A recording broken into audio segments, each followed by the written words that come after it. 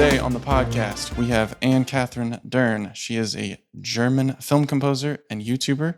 She's mostly known for her scores to Fearless, which is on Netflix, The Claus Family, also on Netflix, and Help, I Shrunk My Parents. Excited to talk to you about growing a YouTube channel and immigrating to the US. So welcome to the pod. Hi, nice to be here. So the first question I have for you is, are you from a musical family? And what was the role of music in the early years of your life? Or how did you get started doing music for media? Yeah, I'm not from a musical family, which Okay. kind of made early music education a bit of a struggle because that was not a priority in our household. It was Right. more like sports and engineering. Okay. So not arts. I was the only one, and music was always really important before I could even speak. I always wanted to just, hear songs instead of stories and stuff like that. But I remember specifically we had like a little soprano recorder in one of the drawers in our living room.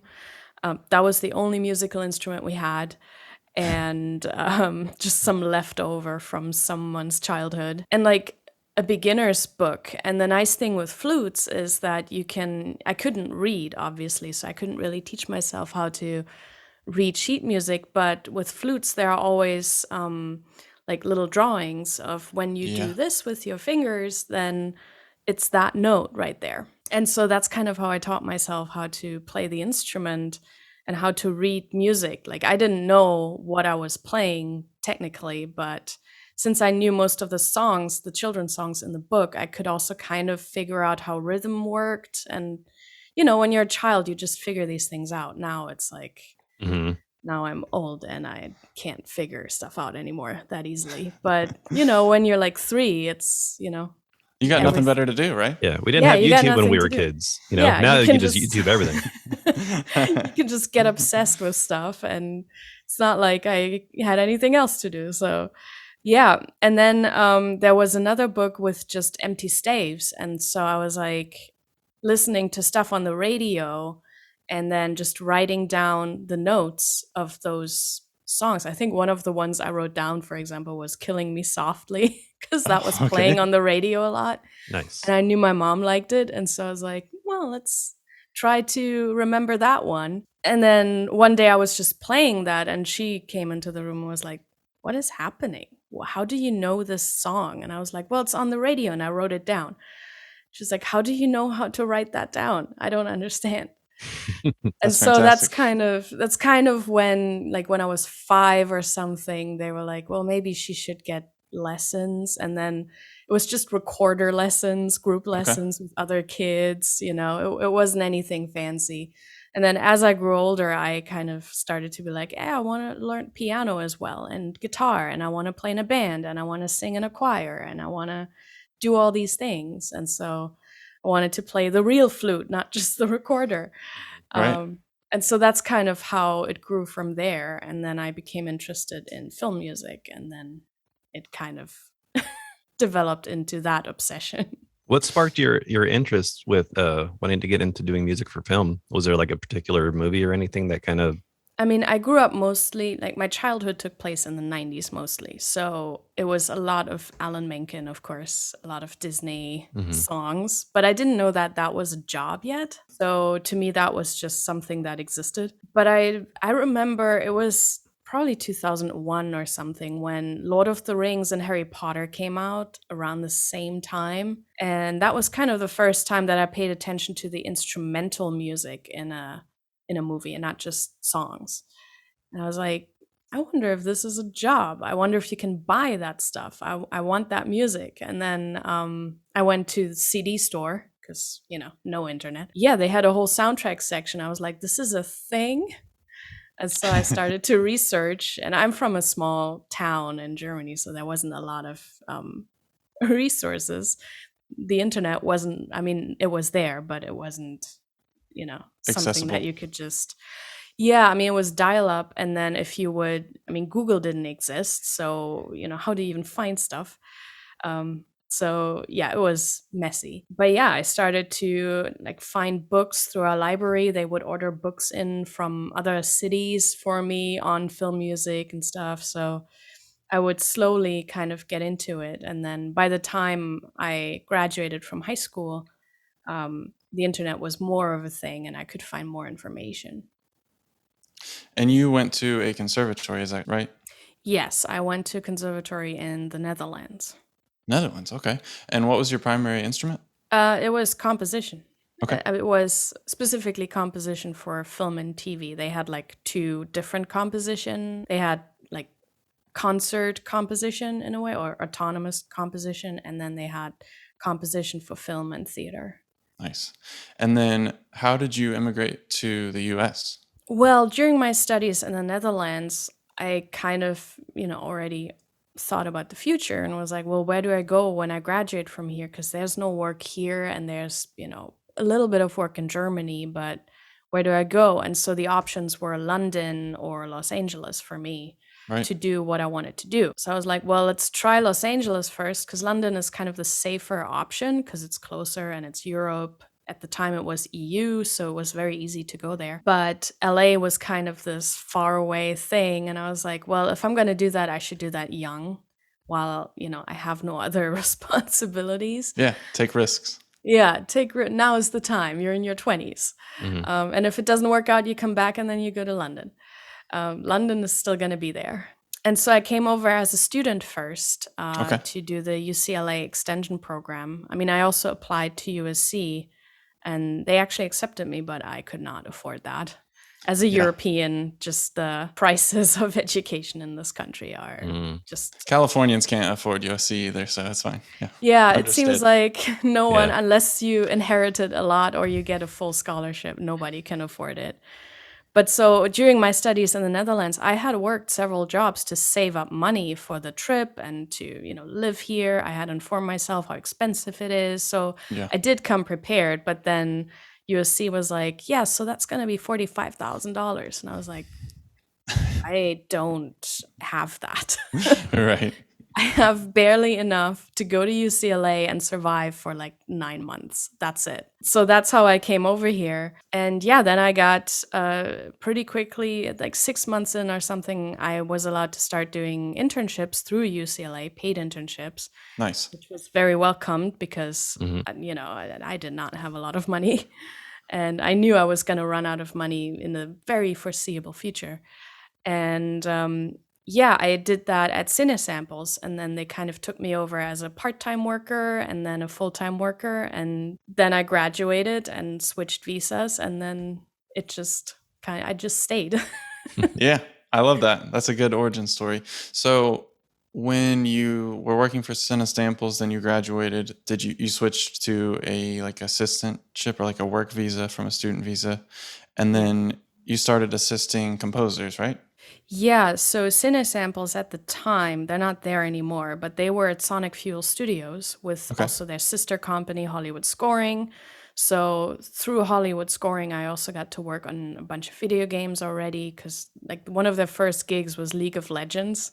Nice. Oh, And I had wow. no Yeah. idea what that game was. I just started and they were like, we have a session coming up. Can you do a session prep and this and that and coordinate? I was like, okay, I don't know what this is about. So I just kind of stumbled into that. And then they also ended up working on Halo, which they let me work on as well. And, doing mock-ups for other composers. They had this whole service going. But so one of the mock-ups I did was for the owner of that studio, Christopher Leonard's. And he was doing a thing with Alan Menken. And so the mock-up was actually for Alan Menken, but it ran through Chris. And so Nice. I did that and they were really happy about it. And so this was like after 2 years or something of being down there, being general studio assistant and doing sampling and mock-ups and stuff.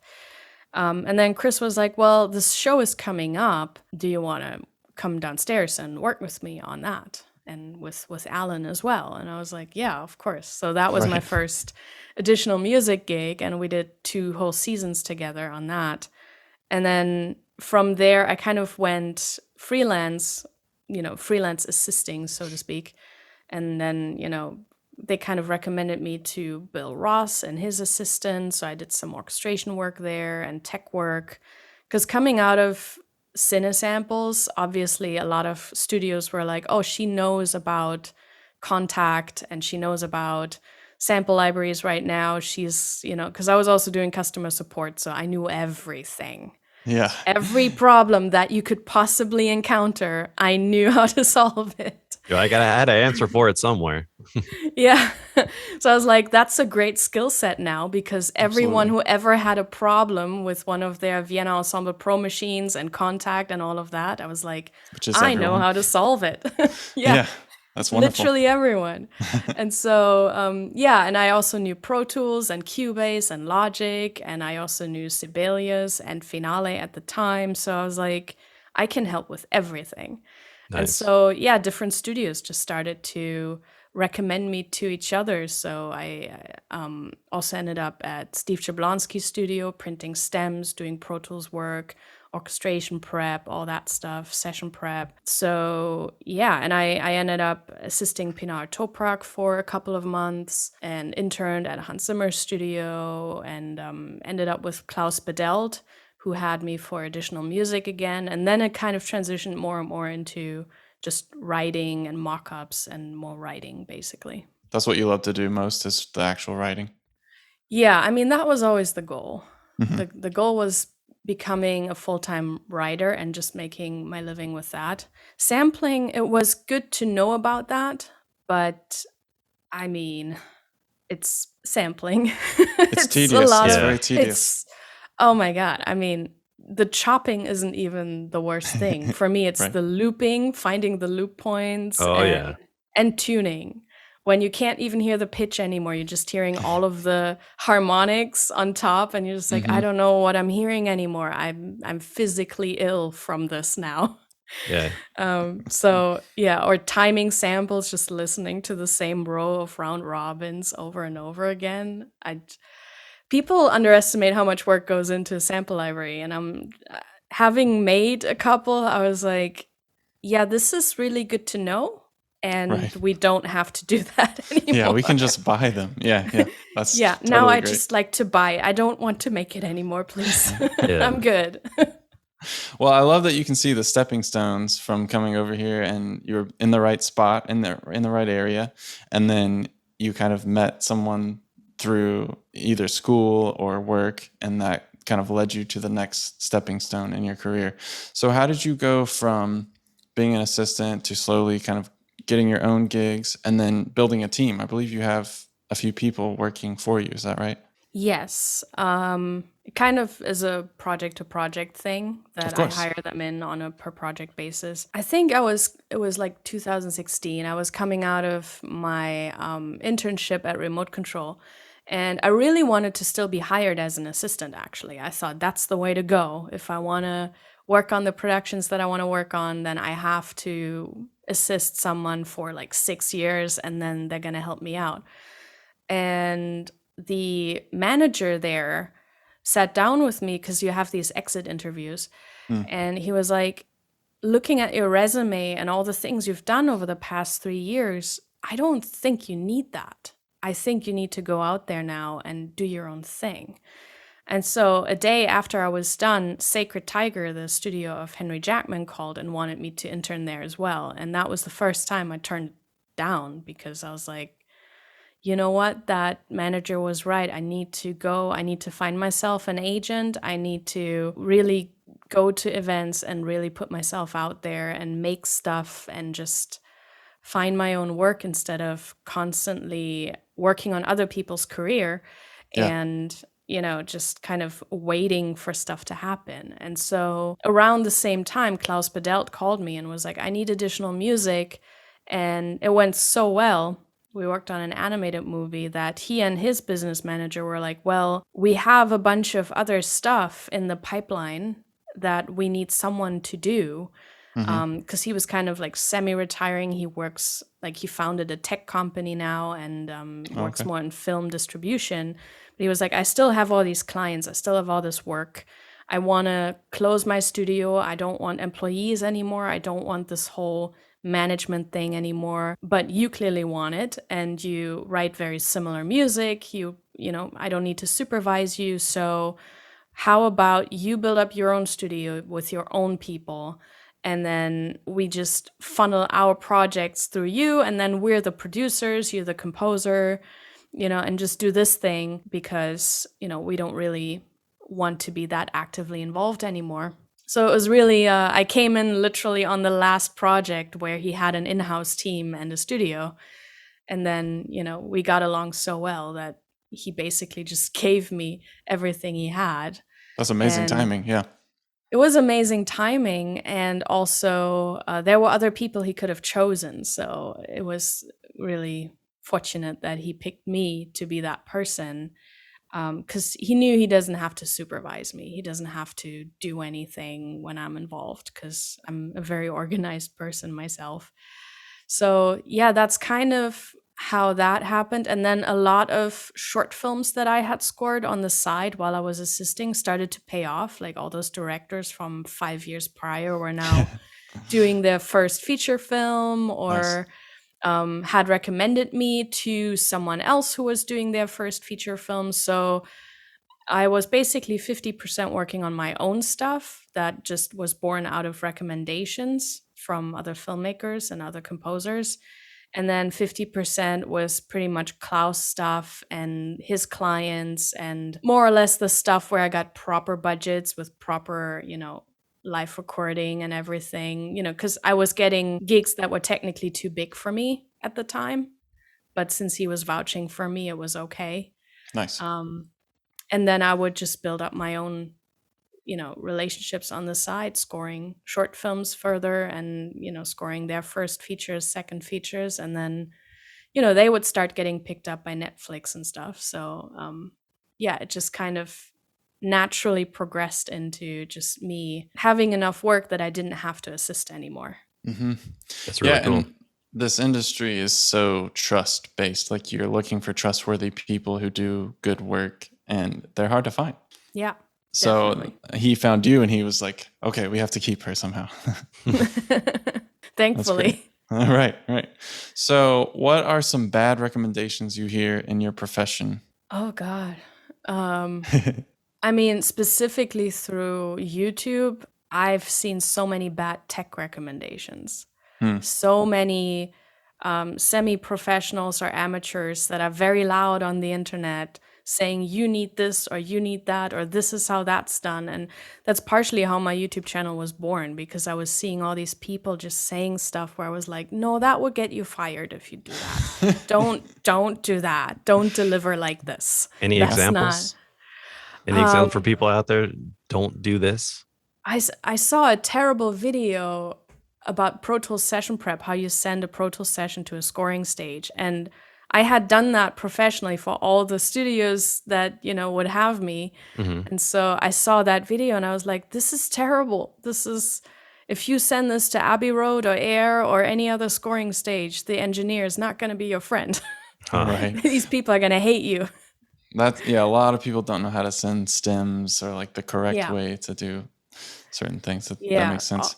All of that stuff, or people running around saying you need the latest sample libraries and stuff. And then people were always like, your mockup sounds so great. And I was like, yeah, it's that library from 10 years ago.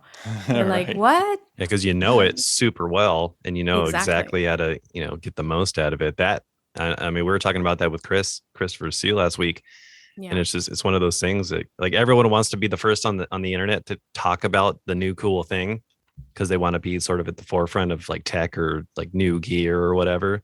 But it's usually, yeah, like I know you've featured like the Olympus Symphonic Choir. I remember talking to David Cadell, and he was hitting me up about wanting to get it because he was doing some work with you. I mean, that library came out so long ago, and that's cool that you're, you know, still using it, you know, even in combination with other vocal libraries and stuff. It's cool to see. I know you called us out on I think was it the CC11? Oh my God, people, please put CC11 into your libraries. Please don't lock it away. That's the one thing. That's my one pet peeve. I'm just like, don't lock CCs in your script. And then, because technically I know how to go into the backend and add the modulator and just have it in Mhm. there. But if it's locked in the script, it's not going to work. And so it's like, don't. Or I think generally some of the CCs were inconsistent. Like sometimes CC7 would control volume, but then other times with I think it was specifically with the phrase builder. It's so, I mean, every phrase builder that I've ever worked with is unwieldy. So, Yes. I'm very understanding of that. But yeah, some of the CCs were just weirdly inconsistent. And I'm just like, but I want to be able to copy paste from here to there. And now I can't do that. Yeah. So We got an it's just update. me whining. We're updating it, and it's gonna be pretty cool. We've learned a few things since 2011, 2012 Yeah. when it came out. So yeah, we got some Yeah. work to do. But it's one of my favorites still, because I think as far as epic choir goes, I think that's still my go-to. Because I have so many now, because developers send me all their stuff all the time. And this is still my go-to. Even the ones that are called like the epic choir library are not quite as epic as Olympus, I think. And the phrase builder is still one of the best ones out there, I think. Oh. It can use an update, but I think sound-wise and timing-wise, because that to me is always the difficult thing with phrases and syllables, that they're badly timed. And I feel like with your library, it's not such a big issue. So We appreciate that. I saw that you used it a little bit in your how to turn your vocals into a choir video, which is your big hit on YouTube. Your YouTube channel's been exploding. So you want to talk about that video and growing your channel a little bit? Sure. I mean, that video, I made two videos. One is just about turning my own vocal into a choir. And then I Yeah. actually did a whole video. I got permission from a production. It's a movie that's not out yet. It's a horror movie called Devil. And so it's a religious horror for which I needed a lot of phrase builders. So Yeah. guess what was heavily used in that score? And so what I did on that movie was I recorded 4 classical singers, and I had them overdub several times and move around in the room to kind of simulate a choir. And then in order to fill up the sound, I would use Olympus and Voxes, the phrase builders, to kind of get as close as possible to those phrases that they were singing, the actual Latin phrases, and then layer it into that. And then you get a full, like, 60-person choir, but with technically just 4 live singers. And so I did a similar video with just my voice that I did on a smaller project where I was basically just singing and then layering my vocals and then processing them a certain way to get this ethereal Enya type sound. But so those 2 videos just kind of exploded the channel because apparently people are very interested in vocals, I guess. I don't Yeah. know. Because I the think channel especially the had been layering. around. Yeah. I mean, especially the bedroom composer who has limited resources. This is a really good way to go about it, I guess. Well, and people were trapped in their homes, their apartments, so they were trying to make music by themselves, and they're Yeah. like, "Well, how do I make a choir sound in my bedroom?" Yeah, but that was one of the ones, and the orchestration videos really took off because I don't really want to make comprehensive videos about certain topics like orchestration, instrumentation, because I think there are people that know way more about that than I do.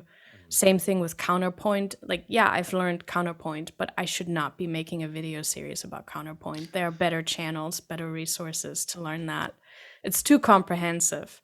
Yeah, it's big. Or like harmony and all that stuff. I'm just like, I can give you an overview over the scales, but it's not gonna be some 10-part series about harmony because Yeah. I mean there are limits to what I'm willing to do for the channel. I like Yeah. that your orchestration videos are very tactical and practical though. So they're giving you, 5 hacks, and that's basically like you can put this to use today if you're writing music, Yeah.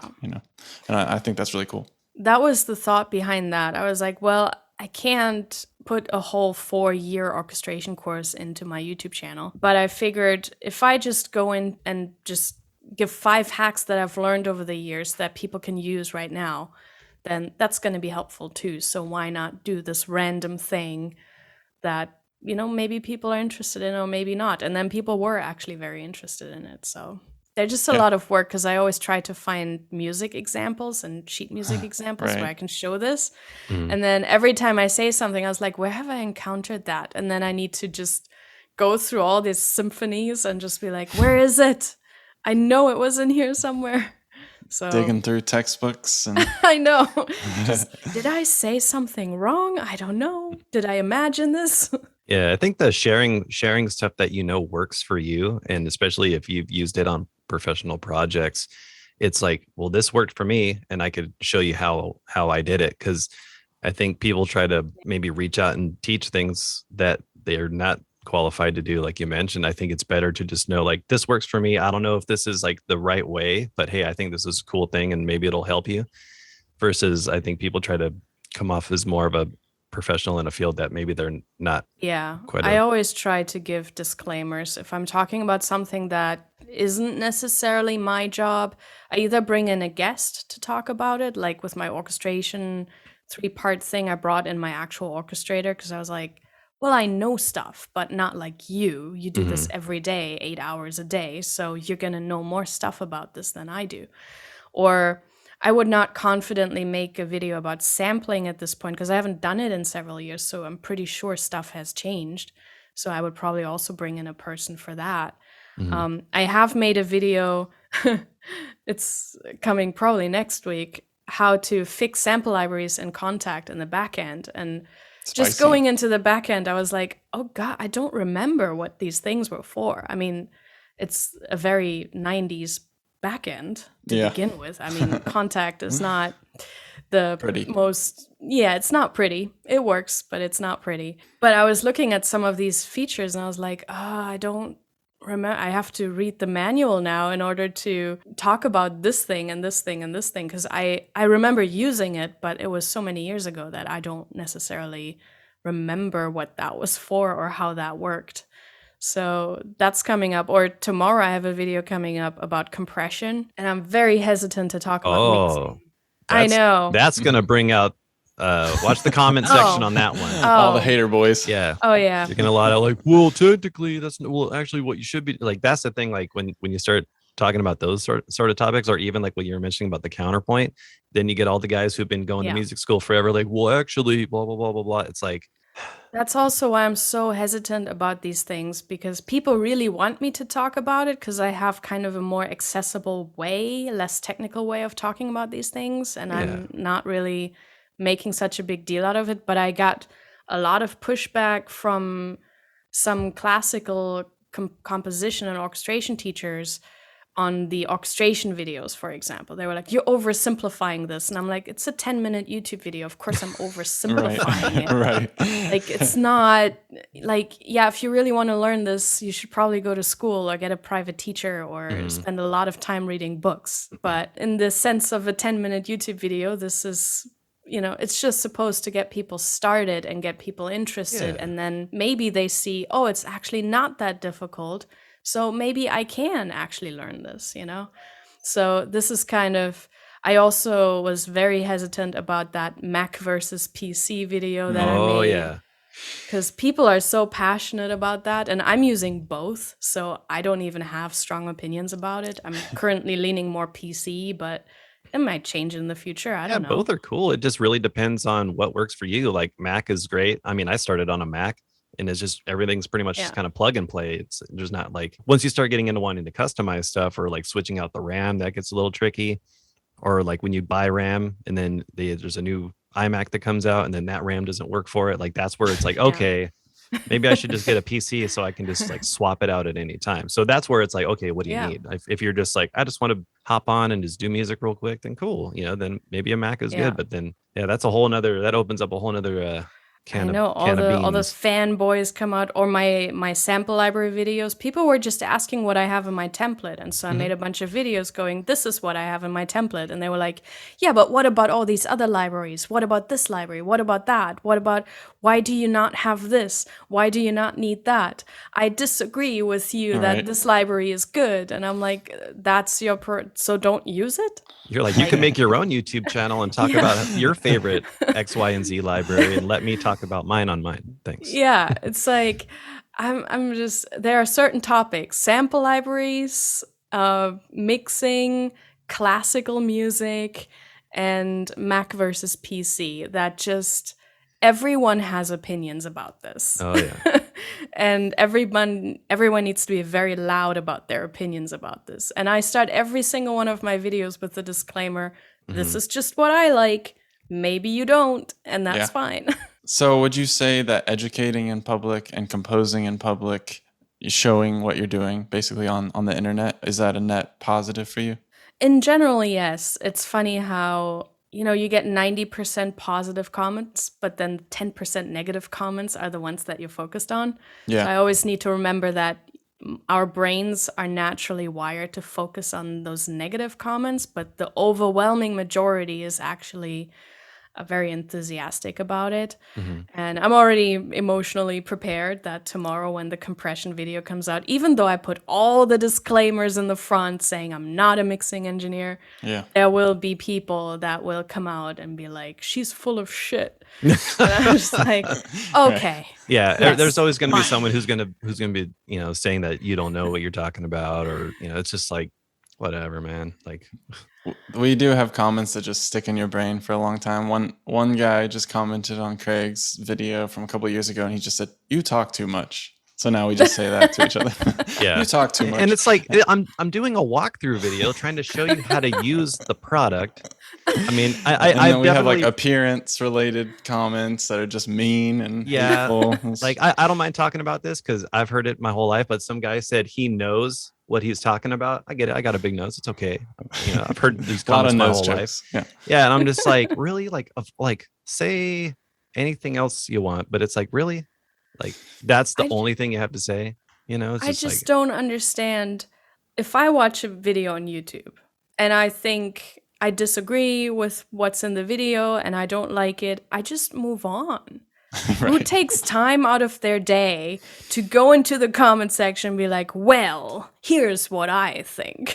I'm Yeah. like, I don't have the time in my day to just leave negative comments on just move on. There's Yep. like a whole sidebar with other videos that you Yeah. can click on. Click Yeah. on those. It's fine. You don't have to they're like like, my no, content. I need to stop and say how much you suck right now. That's what Yeah. I need to do. Yeah. This is very Very important to special. me. Yeah. There are people that even write private messages on social media about why I lost them as a subscriber. And I'm like, Oh yeah. look, man, why did you need to tell me? I don't, because, and then paragraphs. it's usually stuff that I'm not going to change. Like there's a handful of people that get really offended when I drop an F-bomb occasionally in my videos. And I'm like, I'm a grown woman. Yeah. You are grown people. So I don't make content for children, and sometimes my content warrants an F-bomb. It's usually just one. Sometimes I bleep it out. Sure. Sometimes I have a beer on screen. Sometimes I have a glass of wine. Some topics just warrant a little bit of profanity. And if you Yeah. can't handle that, maybe my channel is not for you. Yeah, it's like this isn't like a children's network that you're like catering to. It's just like, hey, like this is me, like, I mean, there's different people on YouTube who their styles are different. Some are a little Yeah. bit more brash or maybe throw a few back or whatever. It's like that's your thing. It's like anyone who's coming to your channel is coming for you and your personality and what you do, and it's like that's who I make the content for. It's not for Yeah. everyone under the sun. It's like it just doesn't Yeah. work that way. And I mean, I think part of the appeal is that I am mostly myself on camera. I mean, obviously it's edited, and there are things I edit out that I'm thinking are a bit too crass for any audience. But I think people know if you pretend to be someone on camera or if you're just yourself. And I think that's also a good way to connect with your audience. You just find like-minded people. And I think so far it's been a mostly positive experience with the occasional negative. I don't know why sometimes people feel like everything needs to be controversial. There's been one or two moments on VI control that have escalated. There have been one or two moments on Facebook about my videos that have escalated. Some comments, but at least with the comments, I have control over it. Like if someone just leaves a really insulting comment, I just delete it. I don't even reply. I'm just like, that's the worst thing you can do to a person. They will take time out of their day to really formulate a really long rant about you, and you just hit delete. Yeah, It's we like when usually you're in joke a, about it. We joke about it first, and then we delete it. Like, hey, check this out. yeah. We laugh. All right, gone.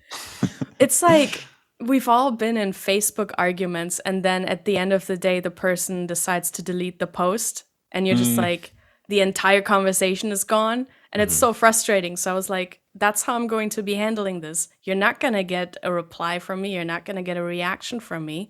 I will just hit the delete button because it's my channel and I get to moderate the comment section. Get off my lawn. Yeah. I love it. Have you had success with shorts, YouTube shorts?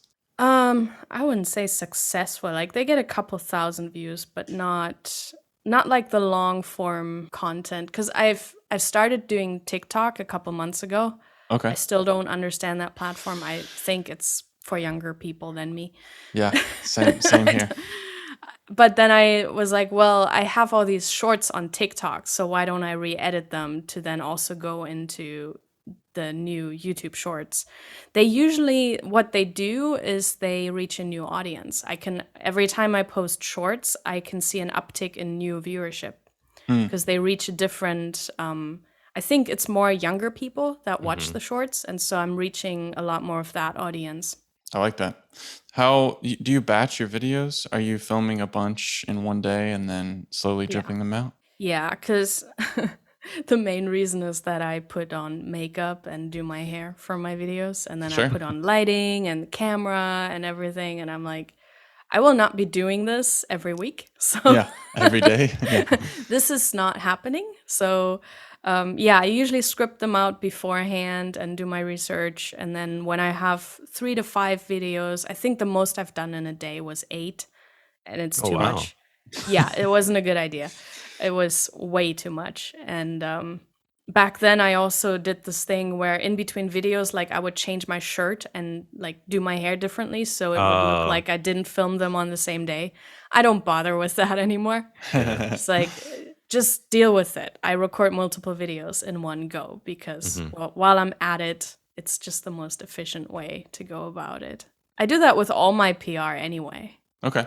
How do you normally balance your normal composing work schedule with the YouTube stuff? Do you usually just kind of like do that like at the end of the week, or how do you normally go about doing that? Yeah, that's been an ongoing problem because when I'm on a movie, I'm on a movie. And that means if I know the movie far enough in advance, I can kind of plan for it and just be like, okay, I will not have time to record any videos in those 3 weeks that I'm on this movie. So I'm going to have to record everything now, get it edited now, make all the thumbnails and all the stuff that goes into it and already upload it so that while I'm on this movie, I don't have to do it. But sometimes I run out of content and then it happens that for a whole month, there's just not a video. That's just going to be the reality. I've said this on my channel a bunch of times too, where people were afraid I had stopped making videos. And I was just like, no, I've just been on a movie and that's my priority. The YouTube thing is just That's my literal job. side Yeah. thing. Yeah, I'm actually doing the job so that I can then give you more knowledge on YouTube Exactly. from what I've learned on the job. So if you want, a YouTuber who's also doing the job, then the reality is going to be that sometimes the job is going to be in the way. I mean, even with Junkie Excel's channel, he does it in seasons, where he has the studio time and it's just released at like a TV season where he focuses on that for a bit. And then, he's working on his movies again. Because while you're on a movie, you can't really do much else. All right, I got another question for you. When you feel overwhelmed or unfocused, or you've lost your focus temporarily, what do you do? I go to bed. Okay, sleep. That's a good option. Calling a night. Sleep. I'm calling it a night. It's clearly, well, that's the nice thing about being your own boss, I guess. If I notice I'm so unproductive, I'm just sitting here slogging through something, I'm tired or unfocused. Because unfocused with me usually means I'm tired. Or I just don't have the energy today for whatever reason. Yeah, I was watching one of your videos and you were saying that composers like to hold up no sleep as a trophy, and you're like, I don't get it. Why? And I love that. I was like, oh, damn. It's this weird culture. I mean, it's a very American culture as It's that well, but hustle yeah, culture. the hustle culture. Like, I don't sleep, I just work, and I'm like, okay, Mm. you do Yep. you, I'm but on that 24/7 grind, baby, all day. well, and I've worked at A-lister studios that are keeping bankers hours that are starting at like 8 a.m. or something and that leave at 5 p.m. So I'm just Mhm. like, okay, they can work on that blockbuster movie for It's Disney possible. and they take weekends. Sure, there's crunch time at the end. You know, there's always crunch time at some point, but they don't make their teams work all that overtime. They make their teams go home when they go home. They're like, you're not staying past me. You go, you have a life. Mhm. So I'm just like, yeah. I mean, I've worked at studios that are the exact opposite, but they didn't necessarily get more done. It was just a lot more chit chat and a lot more hanging out in the hallways and a Yeah. lot more unfocused work because Yeah. everyone was tired from being at work all the time. Yeah. Totally. So I was like, yeah, it seems like there can be a lot more balance. You know, we all need some fresh air, some vitamin D. We're in Southern California. I mean, go outside, Go outside. Yeah. Yeah. know, Go listen to the birds, you know? yeah, just do something. Go on a hike, bike at the beach. I mean, we have so many options Mhm. to, regain focus. But yeah, sometimes you just need a good nap. I like that. That's a good answer. That's what Einstein used to do. What is like every couple hours he would take like a 10-15 minute power nap or something. Yeah. He said If that it's was great for his brain.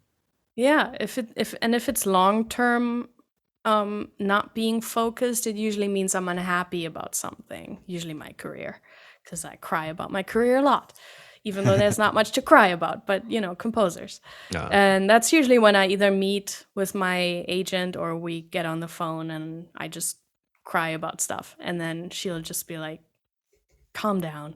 Here's what you can do. And then she will just give me like actionable items to steer my career into the direction that I wanted to go.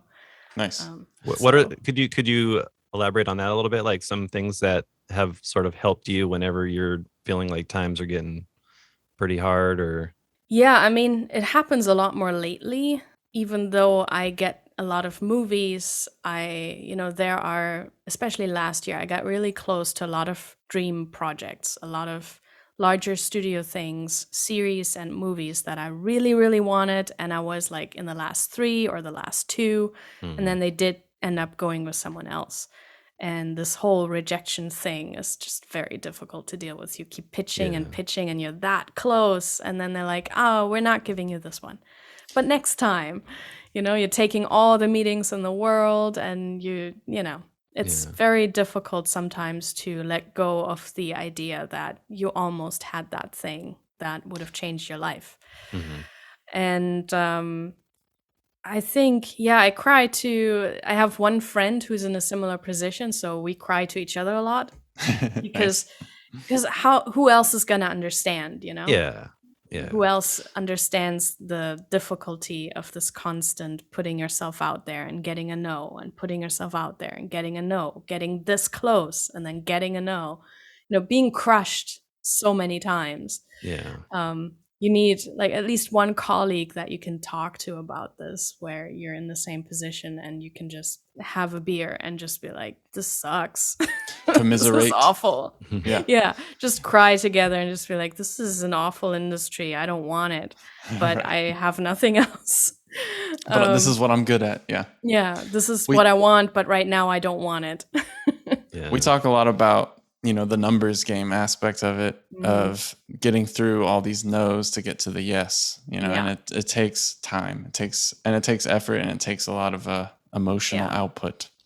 Well, and that's what my agent usually says. She's like, they all know your name. They've all Yeah. met with you. They all know your name. You've pitched so often.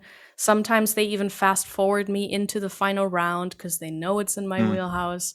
So she's like, you're really close to everything you want. Just a matter of time. It's a numbers game. All you need is one yes, and Mhm. then it's just more yeses that are gonna follow. So you're just gonna have to keep at it. But to go back to the actionable items, what she usually gives me is, she knows all the stuff that is currently in pre-production, of course, that executives have told her about. So she's like, well, I'm meeting with this person next week. They're in charge of this. So why don't you prepare me a reel that I can just bring to that meeting and give to them? And then I'm meeting with this person and they're going to be working on that. And this studio has this in production. Why don't you prepare a reel for that? Why don't you go to IMDb Pro, look at all the productions that you want to work on, send me a list. I will go after them. All we need is one yes. I'll set up more meetings for you. And, she will just let me know what, people are looking for right now. And then I can just kind of steer my energy into that and also let her know what I want so she can go specifically after that. Mm-hmm. And just kind of, make a future plan. Because, every year we get one step further. So she's like, all right, let's look at where we want to be this time next year, and then let's plan how we get there. How did you find your agent, or did she find you? Was a recommendation. One of her clients is a colleague, and she recommended me to her, which is Nice. kind of mostly, I think, how that happens. Or you get some big movie, and then the agents come to you. Yeah, right. Can you share insight into your creative process, like how you typically start a project? Let's say you land a gig. What's the first thing that you do? First I need to speak to whoever is in charge creatively. That can be the producer or the director or sometimes the executives. Yeah. I don't really decide who. Figuring out who the boss is. Yeah. Who's my boss? Who pays me? That's usually the person I need to listen to, unless they specify we pay you, but this person is in charge, which has happened. Mhm.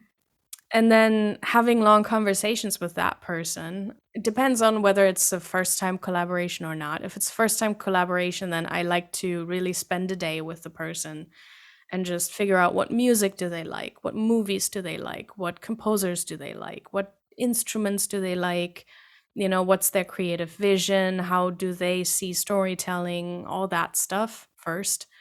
If it's a recurring collaboration, we need a lot less of that because I already know the answers to those questions. Then we really just need to talk about the specific project we're going to do. And then I usually go out and I, take a good 10 days or something to find themes if we're going for themes. Sometimes we go for melodies and stuff and orchestra.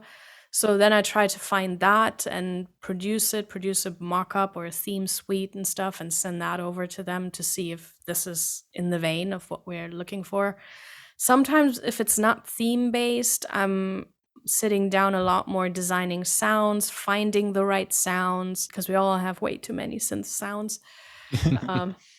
Just going through those and just like Digging through the crayon boxes, trying to find all the cool oh my colors. God. Yeah, it takes such a long time.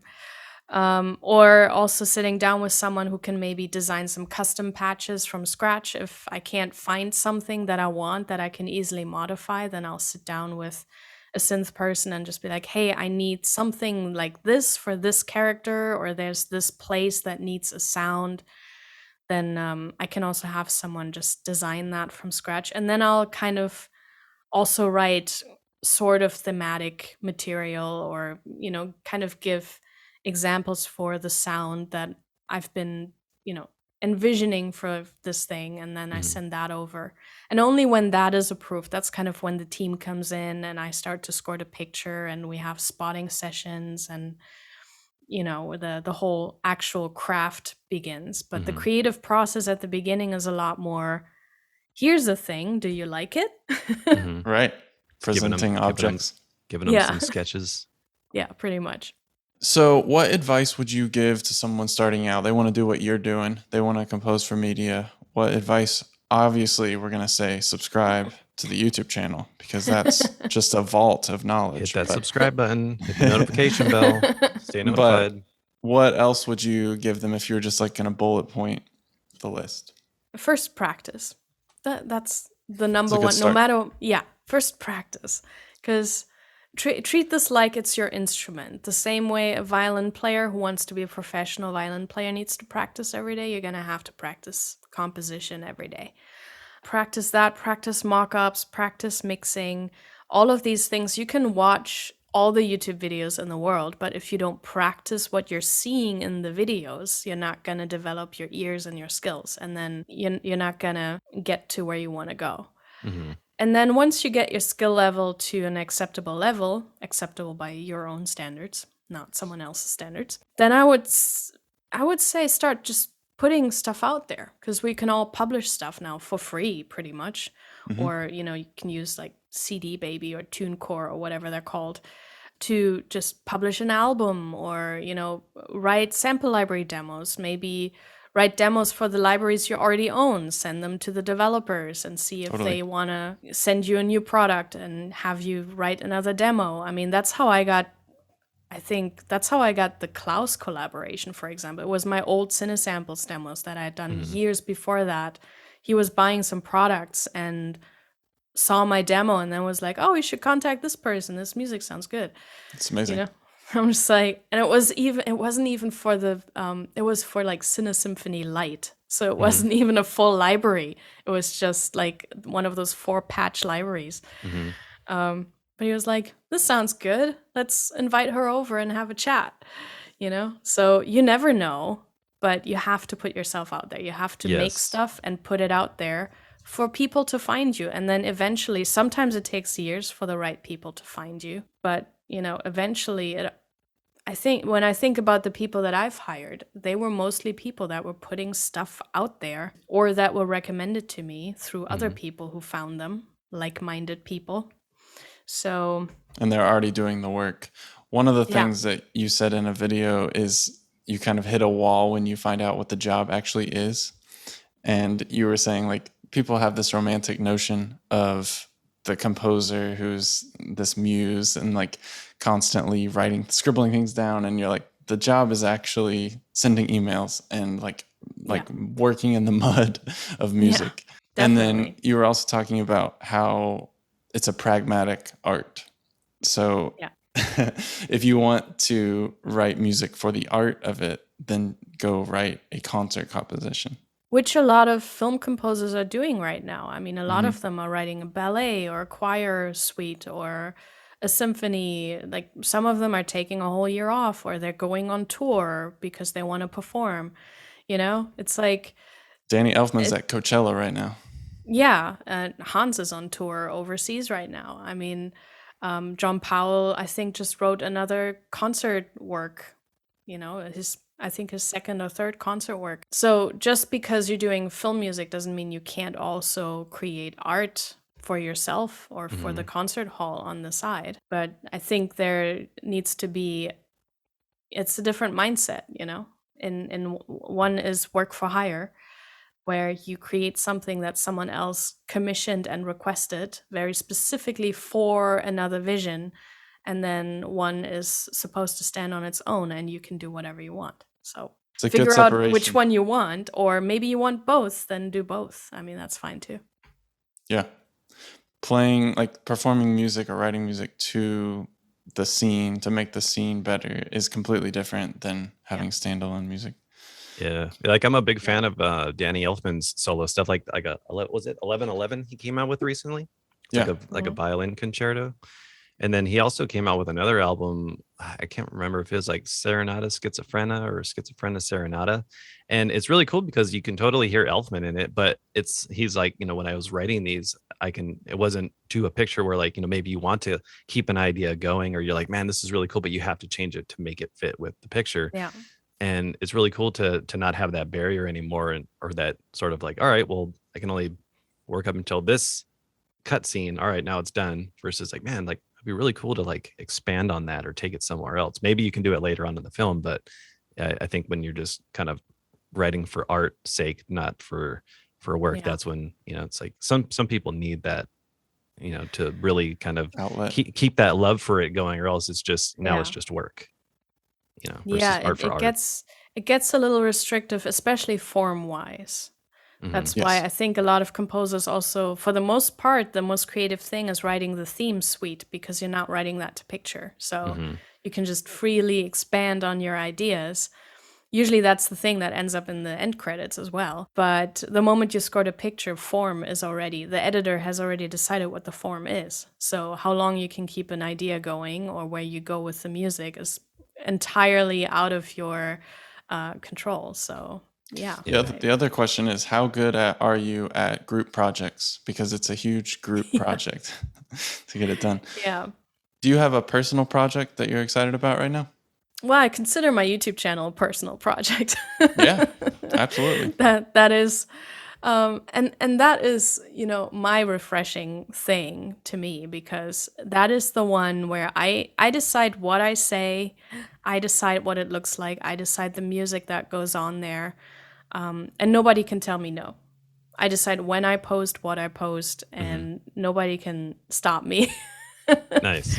So that's kind of, I enjoy that kind of freedom immensely, even though it's more educational and like I do my making offs, but that's kind of the idea behind it. It's it's the freedom of just having a platform where I get to decide and not someone else. For your music, like when you're not working on project, is there any kind of music that you like to write just for fun for yourself, or any types of other music that you listen to that's not orchestral or film kind of music or anything? Or Is any like, like instruments you play? yeah, the stuff that you just like to enjoy listening to on your own or writing? Yeah, I mean, what I have done during the pandemic, I still have one more to go actually, is collaborations with friends, especially musicians that were out of work and wanted to showcase their work, especially their remote recording. I was like, well, I'm gonna do an orchestral arrangement of this thing. Maybe we can have you play on it and then make a video and then put it on my YouTube channel so more people can see it. So that was one of the things I did. I'm learning new instruments, currently flutes, a lot of flutes. Kept the flutes from the childhood. That's good. Yeah, I got this Irish film, or it wasn't Irish, it was like taking place in Cornwall. Okay. And I was like, well, let's get some Irish whistles, because I think they're from that area originally. So I learned to play Irish whistles, and then now I'm learning, I just got an ocarina and started Wow. learning that. That's cool. Yeah, I'm gonna keep the flutes going for a while, and then I'll probably change to like, I also play guitar and ukulele, so I'll probably add mandolin to that at some point and stuff like that. Just more instruments so I can have more fun playing, because I kind of forgot about that quite a bit in the early years of my career. So now I kind of want to get back more into, how can I give things more of a twist? How can I get away from just using orchestral samples and synthesizers and actually add something that is more me and that not everybody has? So that's been a thing. And practicing new production styles, I'm doing that in between as well. I'm learning a lot from the Isotope website. They have this Learn tab with all kinds of different production videos and blogs and stuff. And there are some YouTube channels that I watch where I'm like, I wonder how you produce this style. And then I just start watching it and practice that a little bit. Or maybe there are new orchestration techniques I want to learn, analyze some scores. It's usually born out of, sometimes when I'm on a project, I get a lot of pitches in from my agent, and it's stuff that I don't have. So I can't really participate in the pitch because I can't make a reel, because it's in a style that I just don't have any music in. And if I'm on a project, sometimes I just don't have the time to write brand new stuff. So sometimes I just remember that and just go, hey, we had like 3 pitches come in where they wanted this type of style. So why don't I use the time in between these projects now to learn how to do that, and maybe write a couple demos, just like short 1-minute pieces in that.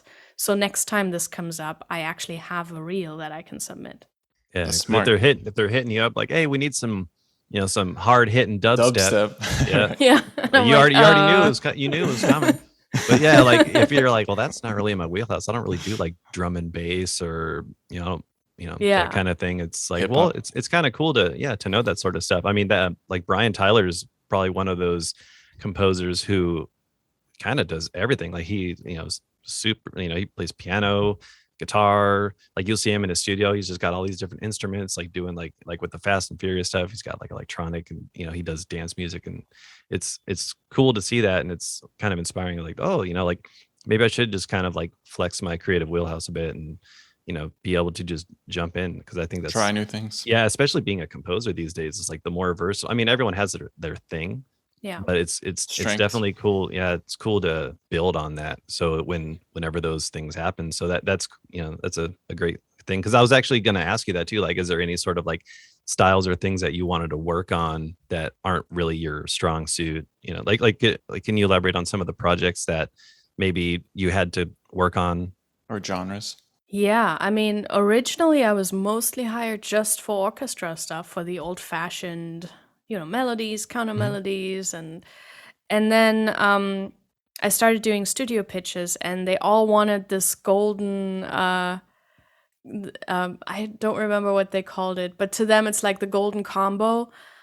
When someone can do score but also songs, especially for kids entertainment, because they always need songs in kids entertainment.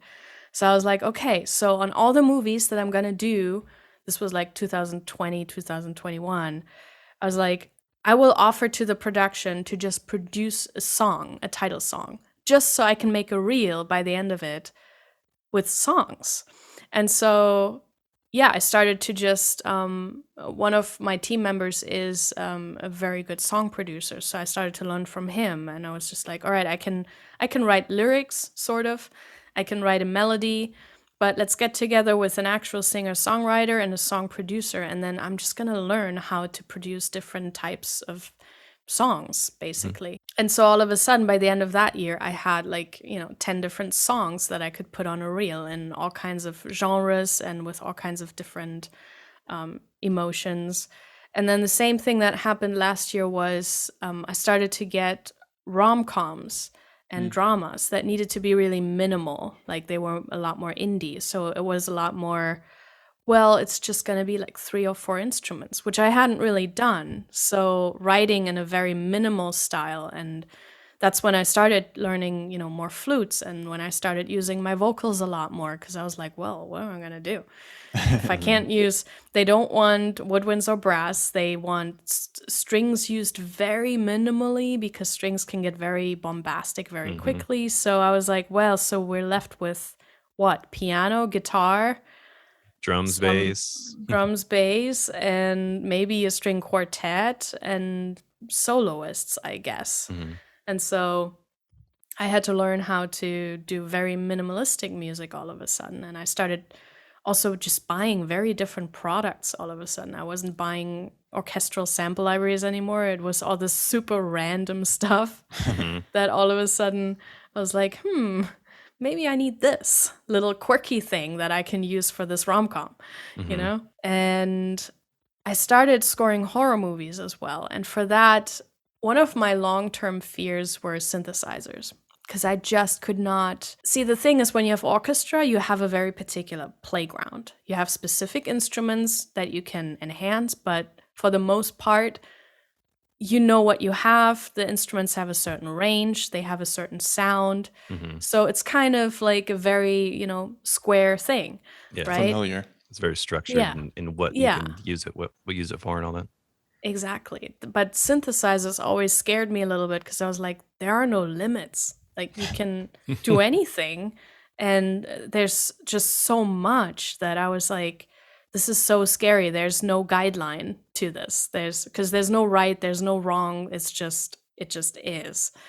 And so I took this horror movie. This was one through Klaus. And I was like, all right, this entire soundtrack has to be synthesizers and electric guitars. Wow. And then the classical choir on top and some pipe organ, and just the weirdest combo, basically. But 90% of it is synthesizers. So I was like, okay. So since I knew this movie was coming up, I spent the entire winter before that just watching tutorials and like meeting up with people that I know stuff about this, just to answer questions. And I'm not an expert in it, but at least it got to a point where I was like, okay, now I sort of know how to use Zebra, I guess, which apparently is also one of the more difficult ones to begin with. So I started with I started with one of the most confusing ones. Congratulations. Nice. Would not recommend starting with Zebra. Maybe start with like Serum or something. It's a much more straightforward thing. And yeah, I started to, buy all the spectrasonic stuff and then going through every omnisphere patch on the planet and just kind of looking, okay, what's in here? How does this work? Going through Trillion, and Trillion has the most amazing modular synth basses in there. Okay. And so I spent months just like going through stuff and trying to figure out, okay, how does this work? How does that work? What happens when I turn this button? What happens when I layer this? And I still feel like I know nothing, but it got to the point where I felt confident that maybe I could do this movie. And it was a 90-minute synth score, and by the Wow. end of it I was like, okay, now I'm comfortable with it. I still know nothing because there's still no rules, which is very off-putting, but yeah, I now feel like I know how to use this and how to combine this, how to mix it as well, because that's such a different thing too. Mhm. All of a sudden, my entire template was not made for that. My template is made for orchestral music, hybrid at best. All of my mixing, all of my tools were just set up for that and not for synthesizers. My entire VE Pro template, I could just like trash for this. It was just sitting there. It was not touched. Usually don't load stuff locally onto my host computer that much. And then, my processor was was starting to fry because it was like, we don't do this normally. Like, what So are many we? tracks, yeah. Mhm. So many omnisphere patches. Why are we doing this? This is not. we do contact.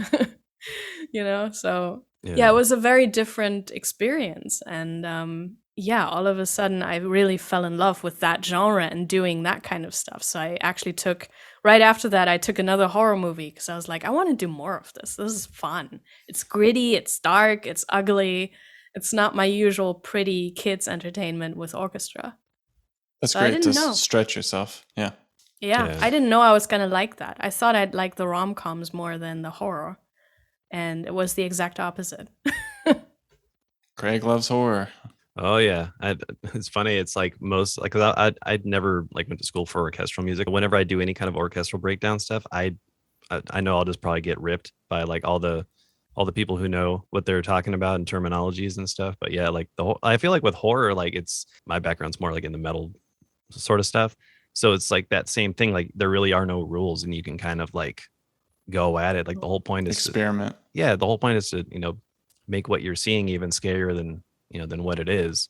So it's like you can bust out all the crazy creepy sounds and all that stuff. So it's really cool because like while I think there are a lot of tropes that people fall into with certain genres like horror or even like rom-coms, you get the boom boom boom boom boom boom, yeah, just a little pizzicato Yeah. patch. Like, all right, it's like, all right, everyone's done that. Like, what are you gonna do that separates this from everyone else? Like what is scary too, when it comes to sounds? Like it could be anything. It's really just kind of like with the synth thing. Sky's the limit. How deep do you want to go down the rabbit hole? That's the question you got to ask yourself. Yeah, very much. And I mean, I also started to use a lot more like sound toys stuff and, all the fun tools that you don't really get to use that much when you do orchestral stuff. Mhm. And all of a sudden I was like, what happens if I use my voice Mm. and I put this on there and then I put shimmer on there and then I put this on there?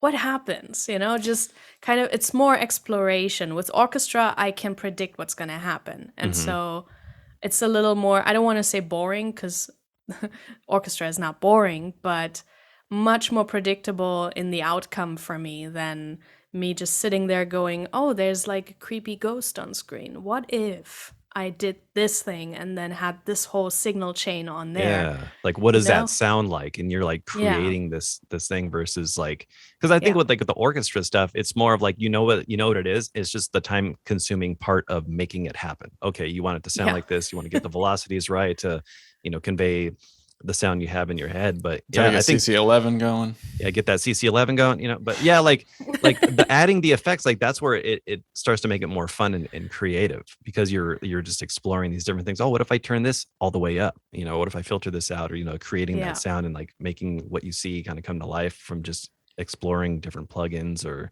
Yeah. sounds. Like I think that's the stuff that makes it fun.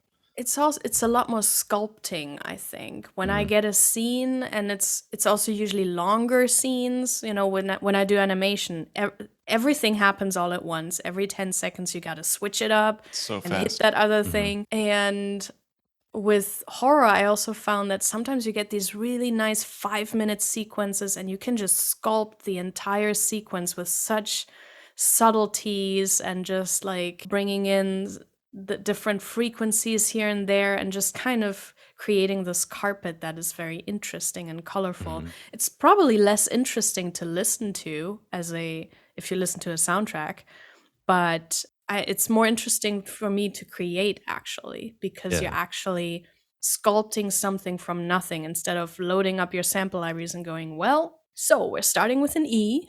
Here we go again. Here we go. Yeah, I think with that stuff, it's cool because you can like layer so many different things, and it's like with horror, it's really easy to know when a horror score is bad. Like if you don't notice it and you're just like frozen and watching it, you're like, oh man, like you're not like, if you don't really notice the music, I've always heard people say, like, if you don't really notice the music, the composer did their job, because they're like guiding you along.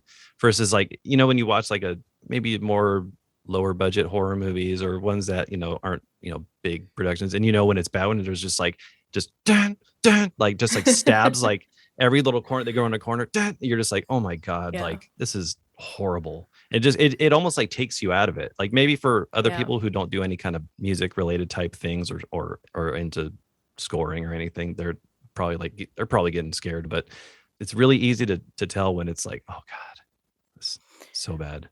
Well, and it's such a genre where you also where you can get so creative and really give it your own stamp. The last orchestral score I did last year was the Claus Family 2 for Netflix. And I sat down before that and I was like, how am I going to make this different from the first one? We need a couple new themes, but how am I going to... Because that's something that I've definitely started to develop over the last year, and specifically with the horror thing, where I was like, well, I want this to be mine. So how can I take a purely orchestral score and still make it mine? And so that's when I started to learn the tenor recorder and was like, well, back to the roots. Taking it back. And the entire score is built around, or not the entire score, but a large portion of it is built around the tenor recorder with the orchestra. So at least I try to spice up the orchestra to, give it, to not make it another orchestral thing, another melodic orchestral score that we've kind of heard before. Because that's also something that I've probably learned a lot from pitching last year. Whenever I lost a pitch, even though I was in the final round, they would go for the person that just did something crazier. Like there was nothing wrong with my music, but someone else did something that just stood out. They used a kazoo or something. And they were like, well, we go with the person who was more creative. Be and more memorable. Okay. Yeah. Yeah, be more memorable. It's like talking about David Cadell, Yeah. Look what happened with him. Totally. Perfect example. Like he's the first person that pops in my head because there was such big controversy over that whole thing. And it's because he just was having fun and just wanted to do something different. It's like, everyone's going to kind of go for a specific thing. And he was just having fun with it. And, like I've had the chance to meet and hang out with the guy. Super nice. And it's just like, how can anyone say anything bad about this guy? He's just having fun and like, just, hey, why not? And he won. It's like, and it's really cool that he was just doing that same thing. Like whenever you kind of know, like everyone's going to go for this, like maybe I should just zig when they zag. Yeah, exactly. Yeah. And I mean, I was glad when he won and I saw all that negativity. I was not even going to listen to the winning entry because I was absolutely not interested in any of this. So I wasn't really paying attention. And then all that negativity popped up and I was like, okay, maybe I should listen now that everyone's so upset about you're like, what's the big deal with this? What's going on? All the haters literally achieved the opposite because David gets so much attention because of the haters that everyone who would not have paid attention to it was like, well, now I need to check it out to see if it's really that awful. You're absolutely right. Yeah. Thankfully, he was already, like older because then I connected with him I was like, oh, thank God. So he's not like a student or recent graduate, because that would be very difficult to deal with. And he was like, no, I've been working in this industry for a while as a video editor, so I'm not fazed by that. I'm just surprised. And I'm like, yeah, composers are just little bitches. So just welcome to our You heard it community. here, Welcome. folks. But yeah, it's like it's crazy because like I remember when he posted his like reaction video thing like later on, like sort of like documenting like what his reaction was like. You know, he's like, oh wow, oh here's the first winner. You know, like all right, you know, like it's probably not going to be me. And then it was. He's like, let me see the comments. And then he like looks over and he's like, oh, that's not very nice. Oh, why would you say that? It's just like it's crazy, man. But that's so cool. We're still joking about the J.J. Abrams thing, because Oh, yeah, anyone 'cause who everyone's works like, in "That's this why he industry, won." yeah, and everyone who works on these movies knows exactly that most people do not get to interface with the people in charge. I mean, it's only the department heads. So if you were someone on a production, that doesn't mean that you actually were in a room with this person and that this person knows you personally. Yeah, like they're hanging out at Not the all- bar afterward or Yeah. something. Like that's not how it works. We're not hanging out. So we still keep joking about it even today when we're working on a project. Like, oh, well, maybe you can ask your friend JJ if he Right. can He's help like, us "Oh, I'll be out right here." back. Text. I'll be right back. JJ's calling me right now. I'll be there. Yeah. You know, gotta come back. That's awesome.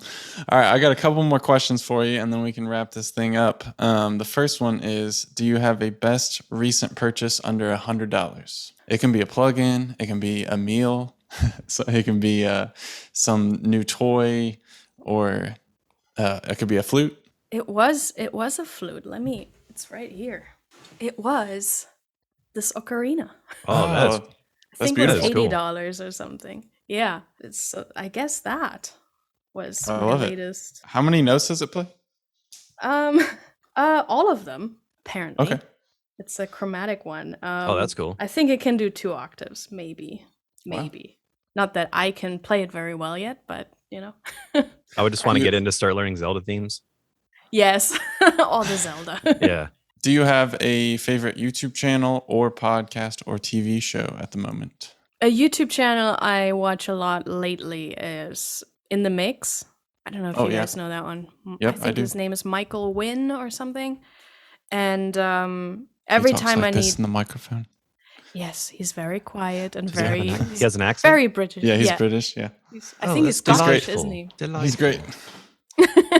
He's great. He's very, whenever I need to have some mixing knowledge or mastering knowledge, that's the channel I go to, because he is so calm and collected and non-sensational and just straight to the point, gives you the concept overview, explains everything to you, and then demonstrates it as well. So I was like, this is a really good channel to learn mixing.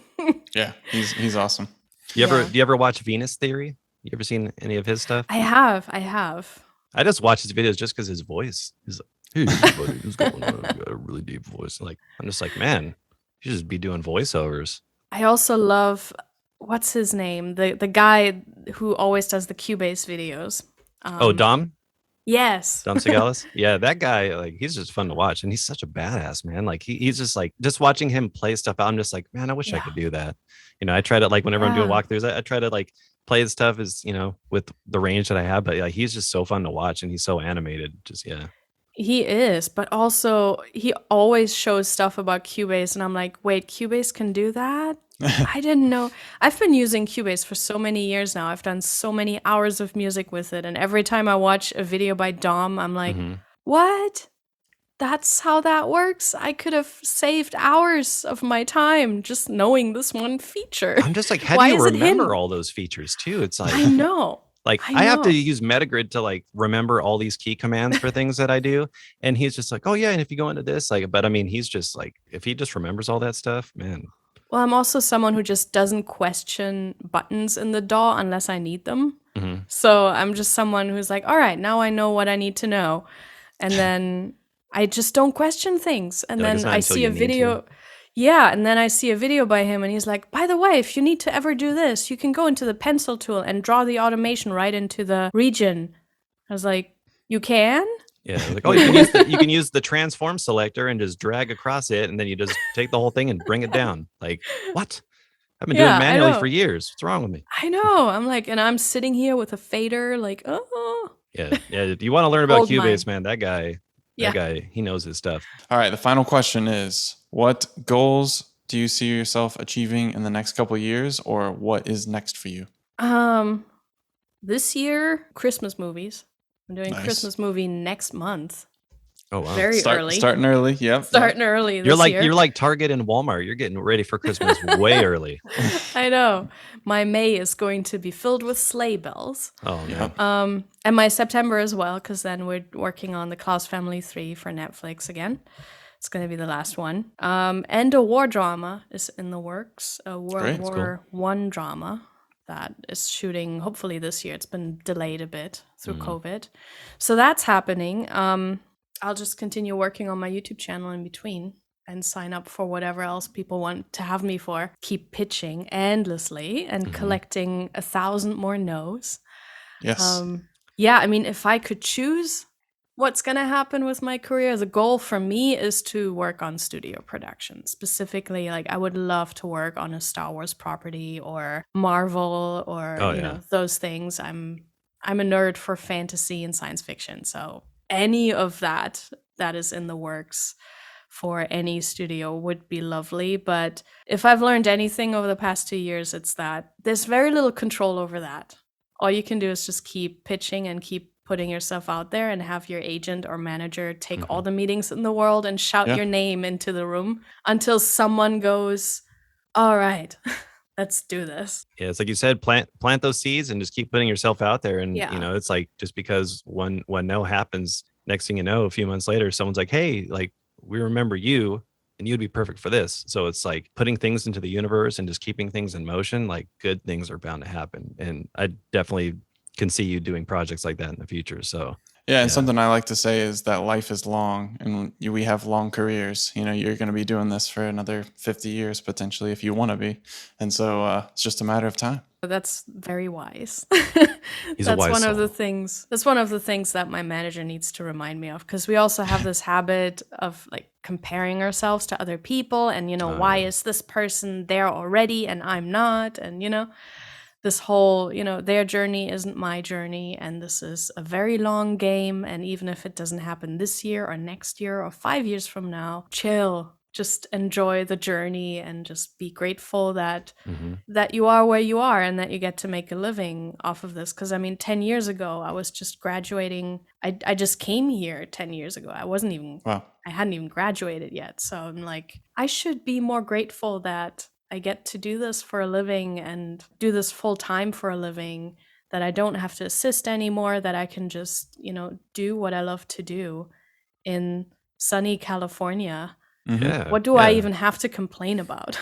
Yeah, you just like got to reflect on the wins, you know, whenever there's times of self-doubt, you just got to look back and kind of reflect on your journey, and you'll have those instant moments of gratitude because you're like, wow, like when I was first starting, I was here and now I'm doing this.